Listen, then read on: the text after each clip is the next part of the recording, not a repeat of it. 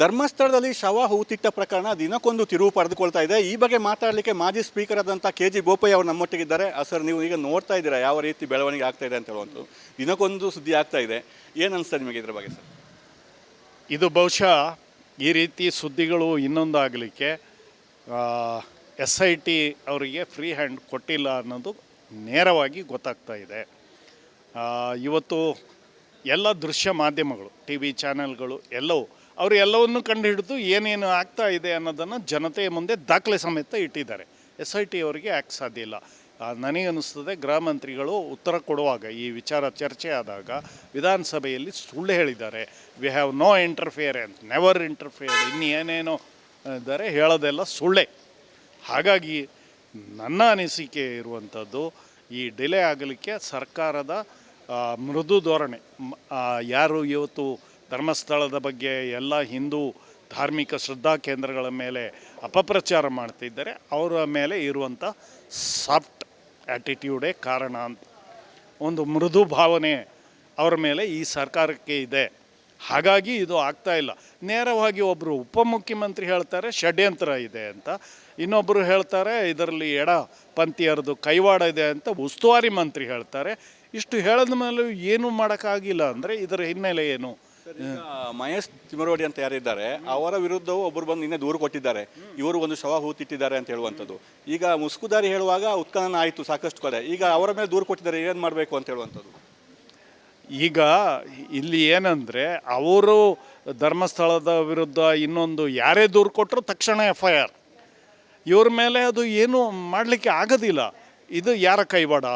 ಧರ್ಮಸ್ಥಳ ಅಂದರೆ ಏನು ಅಪಾರ ನಂಬಿಕೆ ಕೋಟ್ಯಾಂತರ ಭಕ್ತಾದಿಗಳಿಗೆ ಇದೆ, ಅದು ಅಲ್ಲ, ಅಲ್ಲಿ ಬೇರೆಯೇ ನಡೀತದೆ ಅನ್ನುವಂಥ ಒಂದು ಸಂದೇಶ ಕೊಡಲಿಕ್ಕೆ ಸರ್ಕಾರವು ಪ್ರಯತ್ನಿಸ್ತಾ ಇದೆ. ಇವರನ್ನು ಉಪಯೋಗಿಸ್ಕೊಂಡು ಆ ಥರ ಯಾವುದು ದೂರು ಕೊಟ್ಟಿದ್ದಾರೆ ಇವರೆಲ್ಲರ ಮೇಲೆ, ಅದರ ಬಗ್ಗೆ ತಕ್ಷಣ FIR ಮಾಡಿ ಅವ್ರನ್ನ ತನಿಖೆಗೆ ಒಳಪಡಿಸಲೇಬೇಕು. ಸತ್ಯ ಹೊರಬರಬೇಕಾದ್ರೆ ಅವರೇನು ಮಹಾ ಬುದ್ಧಿವಂತರ ಹಾಗೆ ಏನೇನೋ ಬಾಯಿಗೆ ಬಂದಾಗೆ ನಮ್ಮ ಅಖಿಲ ಭಾರತ ಪ್ರಧಾನ ಕಾರ್ಯದರ್ಶಿಗಳ ಮೇಲೆ ಟೀಕೆ ಟಿಪ್ಪಣಿ ಮಾಡೋದಲ್ಲ. ಅದಕ್ಕೆ ಅದೇ ದಾಟಿಯಲ್ಲಿ ಉತ್ತರ ಕೊಡಲಿಕ್ಕೆ ಲಕ್ಷಾಂತರ ಕಾರ್ಯಕರ್ತರು ಇದ್ದಾರೆ. ಆದರೆ ನಮ್ಮದು ಏನು ಸತ್ಯ ಇದೆ ಅದರ ಹಿನ್ನೆಲೆ ಒಳಗೆ ನಾವು ಇವತ್ತು ಕೆಲಸ ಮಾಡ್ತಾ ಇದ್ದೇವೆ. ಹಾಗಾಗಿ ಯಾರು ದೂರು ಕೊಟ್ಟಿದ್ದಾರೆ ಆ ಮಹೇಶ್ ಶೆಟ್ಟಿ ತಿಮರೋಡಿ ಮೇಲೆ, ತಕ್ಷಣ ಅದು FIR ಆಗಿ ಮತ್ತೊಮ್ಮೆ ಅರೆಸ್ಟ್ ಕಸ್ಟಡಿಗೆ ತೆಗೆದುಕೊಂಡು ವಿಚಾರಣೆ ಮಾಡಬೇಕು ಅಂತ ಒತ್ತಾಯ ಮಾಡ್ತೇನೆ. ಈಗ ಅವರನ್ನು ಅರೆಸ್ಟ್ ಮಾಡಿದ್ದಾರೆ ತಿಮರೋಡಿ, ಜಾಮೀನು ಅರ್ಜಿ ಕೂಡ ನಿನ್ನೆ ರದ್ದಾಗಿದೆ. ಮತ್ತೊಬ್ಬರು ಯೂಟ್ಯೂಬರ್ ಅವರಿಗೆ ಜಾಮೀನು ಸಿಕ್ಕಿದೆ, ಇನ್ನು ಕೆಲವರು ಇದ್ದಾರೆ ಇದರ ಹಿಂದೆ, ಅವರೆಲ್ಲ ಬಂಧನ ಆಗ್ತಾರಾ, ಹೇಗೆ ಸರ್ ಇದು? SIT ಅವರು ಅತ್ಯಂತ ಪ್ರಾಮಾಣಿಕವಾಗಿ ನಿಷ್ಪಕ್ಷವಾಗಿ ಯಾರದೇ ಗೃಹ ಮಂತ್ರಿಗಳು ಹೇಳದೆ ಒತ್ತಡಕ್ಕೆ ಒಳಗಾಗದೆ ಹೋದರೆ ಇದರಲ್ಲಿ ಸಾಕಷ್ಟು ಜನ ಅಂಧರಾಗುವ ಸಾಧ್ಯತೆ ಇದೆ. ಅದು ಆಗಲೇಬೇಕು. ಇನ್ನು ಮುಂದೆ ಹಿಂದೂಗಳ ಧಾರ್ಮಿಕ ಭಾವನೆಗೆ ಧಕ್ಕೆ ತರುವಂಥ ಕೆಲಸ ಯಾರು ಮಾಡಬಾರ್ದು ಅನ್ನೋ ಸಂದೇಶವನ್ನು ಸಮಾಜಕ್ಕೆ ಕೊಡಬೇಕು. ಇದು ಮಾಜಿ ಸ್ಪೀಕರ್ KG ಬೋಪಯ್ಯ ಅವರ ಮಾತು. ಅಂದರೆ ಸರ್ಕಾರ ನೇರ ಕಠಿಣ ಶಿಕ್ಷೆಗೆ ಗುರಿಪಡಿಸಿದರೆ ಈಗ ಮಹೇಶ್ ತಿಮರೋಡಿ ಮಾತ್ರ ಅಲ್ಲ, ಎಲ್ಲರ ಸಾಕಷ್ಟು ಜನರು ಒಳಗೆ ಹೋಗ್ತಾರೆ ಅಂತ ಹೇಳುವಂಥದ್ದು ಹೇಳ್ತಾ ಇದ್ದಾರೆ. ಕ್ಯಾಮರಾ ದಿವಾಕರ್ ಜೊತೆ ಅನುಕರ್ಯಪ್ಪ, ರಿಪಬ್ಲಿಕ್ ಕನ್ನಡ, ಕೊಡಗು. ಧರ್ಮಸ್ಥಳದಲ್ಲಿ ಶವ ಹೂತಿಟ್ಟ ಪ್ರಕರಣ ದಿನಕ್ಕೊಂದು ತಿರುವು ಪಡೆದುಕೊಳ್ತಾ ಇದೆ. ಈ ಬಗ್ಗೆ ಮಾತಾಡಲಿಕ್ಕೆ ಮಾಜಿ ಸ್ಪೀಕರ್ ಆದಂಥ KG ಬೋಪಯ್ಯ ಅವರು ನಮ್ಮೊಟ್ಟಿಗಿದ್ದಾರೆ. ಸರ್, ನೀವು ಈಗ ನೋಡ್ತಾ ಇದ್ದೀರಾ ಯಾವ ರೀತಿ ಬೆಳವಣಿಗೆ ಆಗ್ತಾ ಇದೆ ಅಂತ ಹೇಳುವಂಥದ್ದು. ದಿನಕ್ಕೊಂದು ಸುದ್ದಿ ಆಗ್ತಾ ಇದೆ. ಏನು ಅನಿಸ್ತದೆ ನಿಮಗೆ ಇದ್ರ ಬಗ್ಗೆ ಸರ್? ಇದು ಬಹುಶಃ ಈ ರೀತಿ ಸುದ್ದಿಗಳು ಇನ್ನೊಂದು ಆಗಲಿಕ್ಕೆ SIT ಅವರಿಗೆ ಫ್ರೀ ಹ್ಯಾಂಡ್ ಕೊಟ್ಟಿಲ್ಲ ಅನ್ನೋದು ನೇರವಾಗಿ ಗೊತ್ತಾಗ್ತಾ ಇದೆ. ಇವತ್ತು ಎಲ್ಲ ದೃಶ್ಯ ಮಾಧ್ಯಮಗಳು, TV ಚಾನೆಲ್ಗಳು ಎಲ್ಲವೂ ಅವರು ಎಲ್ಲವನ್ನು ಕಂಡು ಹಿಡಿದು ಏನೇನು ಆಗ್ತಾ ಇದೆ ಅನ್ನೋದನ್ನು ಜನತೆಯ ಮುಂದೆ ದಾಖಲೆ ಸಮೇತ ಇಟ್ಟಿದ್ದಾರೆ. SIT ಅವರಿಗೆ ಯಾಕೆ ಸಾಧ್ಯ ಇಲ್ಲ? ನನಗನ್ನಿಸ್ತದೆ ಗೃಹ ಮಂತ್ರಿಗಳು ಉತ್ತರ ಕೊಡುವಾಗ ಈ ವಿಚಾರ ಚರ್ಚೆ ಆದಾಗ ವಿಧಾನಸಭೆಯಲ್ಲಿ ಸುಳ್ಳು ಹೇಳಿದ್ದಾರೆ. We have no interference, never interfere, ಇನ್ನೇನೇನೋ ಇದ್ದಾರೆ, ಹೇಳೋದೆಲ್ಲ ಸುಳ್ಳೆ. ಹಾಗಾಗಿ ನನ್ನ ಅನಿಸಿಕೆ ಇರುವಂಥದ್ದು, ಈ ಡಿಲೇ ಆಗಲಿಕ್ಕೆ ಸರ್ಕಾರದ ಮೃದು ಧೋರಣೆ. ಯಾರು ಇವತ್ತು ಧರ್ಮಸ್ಥಳದ ಬಗ್ಗೆ ಎಲ್ಲ ಹಿಂದೂ ಧಾರ್ಮಿಕ ಶ್ರದ್ಧಾ ಕೇಂದ್ರಗಳ ಮೇಲೆ ಅಪಪ್ರಚಾರ ಮಾಡ್ತಿದ್ದಾರೆ, ಅವರ ಮೇಲೆ ಇರುವಂಥ ಸಾಫ್ಟ್ ಆ್ಯಟಿಟ್ಯೂಡೇ ಕಾರಣ ಅಂತ. ಒಂದು ಮೃದು ಭಾವನೆ ಅವರ ಮೇಲೆ ಈ ಸರ್ಕಾರಕ್ಕೆ ಇದೆ. ಹಾಗಾಗಿ ಇದು ಆಗ್ತಾ ಇಲ್ಲ. ನೇರವಾಗಿ ಒಬ್ಬರು ಉಪಮುಖ್ಯಮಂತ್ರಿ ಹೇಳ್ತಾರೆ ಷಡ್ಯಂತ್ರ ಇದೆ ಅಂತ, ಇನ್ನೊಬ್ಬರು ಹೇಳ್ತಾರೆ ಇದರಲ್ಲಿ ಎಡಪಂಥೀಯರದು ಕೈವಾಡ ಇದೆ ಅಂತ ಉಸ್ತುವಾರಿ ಮಂತ್ರಿ ಹೇಳ್ತಾರೆ. ಇಷ್ಟು ಹೇಳಿದ ಮೇಲೂ ಏನೂ ಮಾಡೋಕ್ಕಾಗಿಲ್ಲ ಅಂದರೆ ಇದರ ಹಿನ್ನೆಲೆ ಏನು? ಈಗ ಮಹೇಶ್ ತಿಮರೋಡಿ ಅಂತ ಯಾರಿದ್ದಾರೆ ಅವರ ವಿರುದ್ಧವೂ ಒಬ್ಬರು ಬಂದು ನಿನ್ನೆ ದೂರು ಕೊಟ್ಟಿದ್ದಾರೆ, ಇವರು ಒಂದು ಶವ ಹೂತಿಟ್ಟಿದ್ದಾರೆ ಅಂತ ಹೇಳುವಂಥದ್ದು. ಈಗ ಮುಸ್ಕುದಾರಿ ಹೇಳುವಾಗ ಉತ್ಖನನ ಆಯಿತು ಸಾಕಷ್ಟು ಕಡೆ, ಈಗ ಅವರ ಮೇಲೆ ದೂರು ಕೊಟ್ಟಿದ್ದಾರೆ, ಏನು ಮಾಡಬೇಕು ಅಂತ ಹೇಳುವಂಥದ್ದು.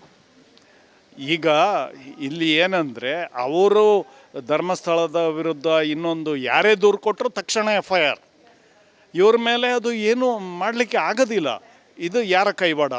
ಧರ್ಮಸ್ಥಳ ಅಂದರೆ ಏನು ಅಪಾರ ನಂಬಿಕೆ ಕೋಟ್ಯಾಂತರ ಭಕ್ತಾದಿಗಳಿಗೆ ಇದೆ, ಅದು ಅಲ್ಲ, ಅಲ್ಲಿ ಬೇರೆಯೇ ನಡೀತದೆ ಅನ್ನುವಂಥ ಒಂದು ಸಂದೇಶ ಕೊಡಲಿಕ್ಕೆ ಸರ್ಕಾರವು ಪ್ರಯತ್ನಿಸ್ತಾ ಇದೆ.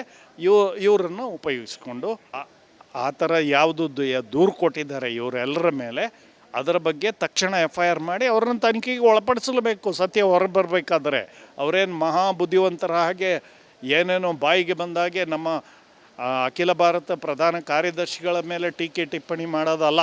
ಅದಕ್ಕೆ ಅದೇ ದಾಟಿಯಲ್ಲಿ ಉತ್ತರ ಕೊಡಲಿಕ್ಕೆ ಲಕ್ಷಾಂತರ ಕಾರ್ಯಕರ್ತರು ಇದ್ದಾರೆ. ಆದರೆ ನಮ್ಮದು ಏನು ಸತ್ಯ ಇದೆ ಅದರ ಹಿನ್ನೆಲೆ ಒಳಗೆ ನಾವು ಇವತ್ತು ಕೆಲಸ ಮಾಡ್ತಾ ಇದ್ದೇವೆ. ಹಾಗಾಗಿ ಯಾರು ದೂರು ಕೊಟ್ಟಿದ್ದಾರೆ ಆ ಮಹೇಶ್ ಶೆಟ್ಟಿ ತಿಮ್ರೋಡಿ ಮೇಲೆ ತಕ್ಷಣ ಅದು FIR ಆಗಿ ಅದನ್ನು ಮತ್ತೊಮ್ಮೆ ಅರೆಸ್ಟ್ ಕಸ್ಟಡಿಗೆ ತೆಗೆದುಕೊಂಡು ವಿಚಾರಣೆ ಮಾಡಬೇಕು ಅಂತ ಒತ್ತಾಯ ಮಾಡ್ತೇನೆ. ಈಗ ಅವರನ್ನು ಅರೆಸ್ಟ್ ಮಾಡಿದ್ದಾರೆ ತಿಮರೋಡಿ, ಜಾಮೀನು ಅರ್ಜಿ ಕೂಡ ನಿನ್ನೆ ರದ್ದಾಗಿದೆ. ಮತ್ತೊಬ್ಬರು ಯೂಟ್ಯೂಬರ್ ಅವರಿಗೆ ಜಾಮೀನು ಸಿಕ್ಕಿದೆ, ಇನ್ನು ಕೆಲವರು ಇದ್ದಾರೆ ಇದರ ಹಿಂದೆ, ಅವರೆಲ್ಲ ಬಂಧನ ಆಗ್ತಾರಾ, ಹೇಗೆ ಸರ್ ಇದು?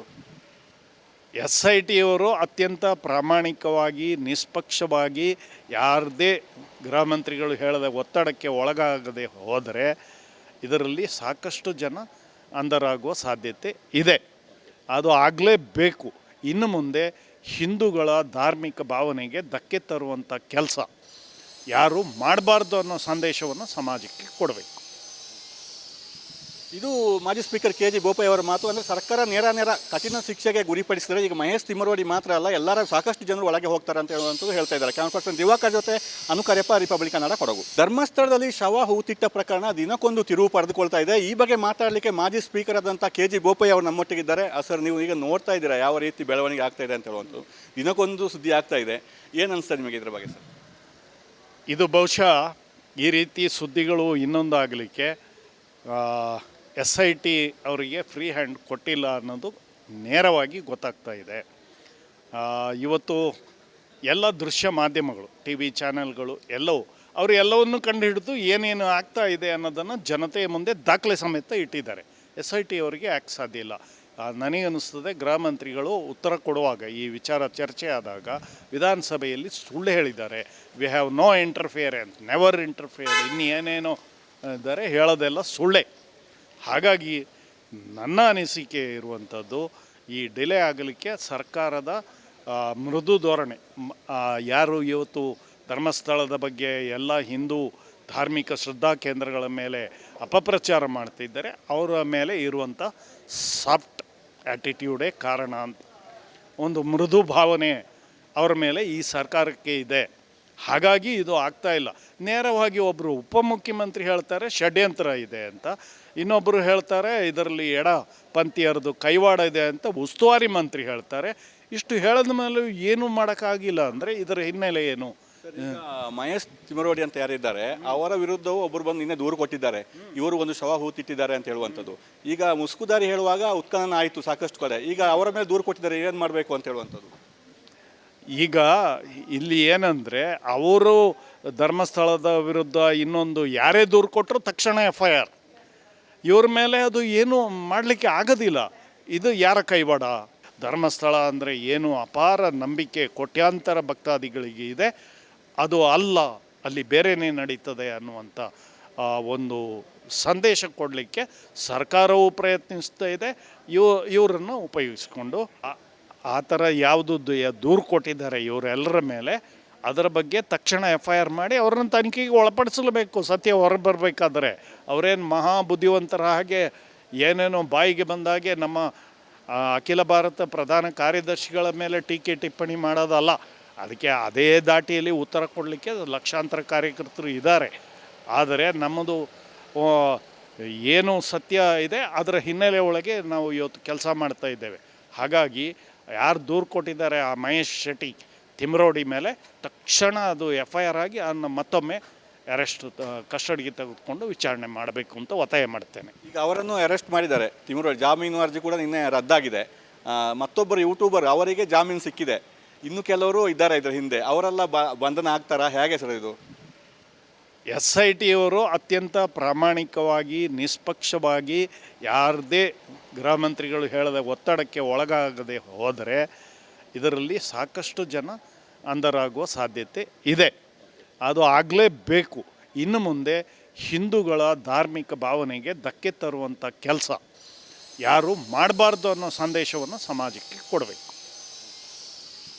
ಇದು ಮಾಜಿ ಸ್ಪೀಕರ್ KG ಬೋಪಯ್ಯ ಅವರ ಮಾತು. ಅಂದರೆ ಸರ್ಕಾರ ನೇರ ಕಠಿಣ ಶಿಕ್ಷೆಗೆ ಗುರಿಪಡಿಸಿದರೆ ಈಗ ಮಹೇಶ್ ತಿಮ್ಮರೋಡಿ ಮಾತ್ರ ಅಲ್ಲ, ಎಲ್ಲರ ಸಾಕಷ್ಟು ಜನರು ಒಳಗೆ ಹೋಗ್ತಾರೆ ಅಂತ ಹೇಳುವಂಥದ್ದು ಹೇಳ್ತಾ ಇದ್ದಾರೆ. ಕ್ಯಾಮರಾ ಪರ್ಸನ್ ದಿವಾಕರ್ ಜೊತೆ ಅನುಕರ್ಯಪ್ಪ, ರಿಪಬ್ಲಿಕ್ ಕನ್ನಡ, ಕೊಡಗು.